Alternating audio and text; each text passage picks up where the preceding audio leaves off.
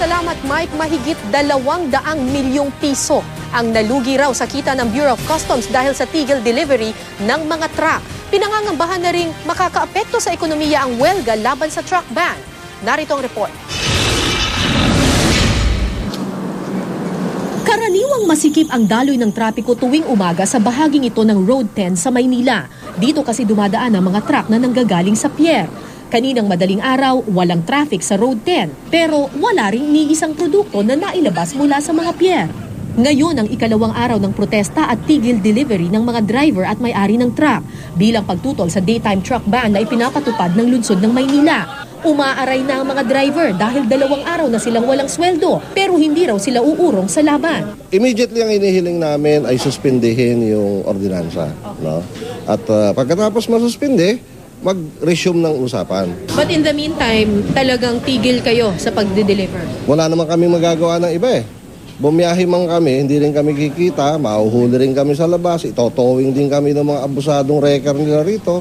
So wala na rin kaming choice talaga. Hindi lang mga driver at may-ari ng truck ang nabawasan ng kita dahil sa truck holiday. Ang Bureau of Customs, 215.8 million pesos ang nawalang kita sa unang araw pa lang ng extended truck ban. Naghahanda kami para as soon as matapos ito, ready kami to open longer hours hanggang maklear lahat ng backlog. 1,200 ang bilang ng mga container van na lumalabas sa Port of Manila araw-araw.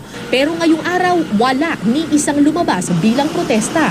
Sa MICP na karaniwang nagdi-dispatch ng 2,150 container vans, 4 na container vans lamang ang lumabas. Resulta, 47% ang ibinagsak sa kita ng Port of Manila. 27% naman ang lugi ng Manila International Container Port. 20,000 containers ang capacity ng South Harbor.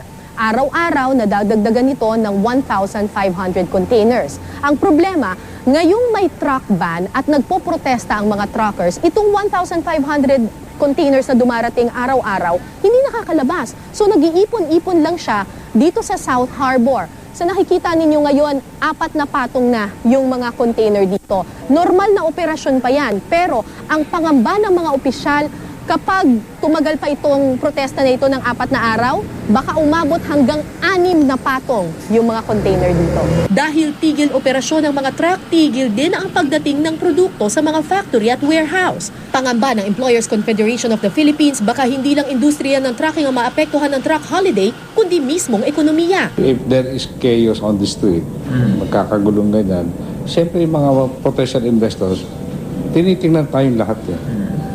And it might give them the wrong impression na kulang tayo sa pagsunod sa batas. Sa kabila ng protesta, desidido ang lungsod ng Maynila na ipatupad ang daytime truck ban. Nakakalat sa tapat ng pier ang ilang police checkpoint para mapigilan ang paglabas ng mga truck nang wala sa takdang oras.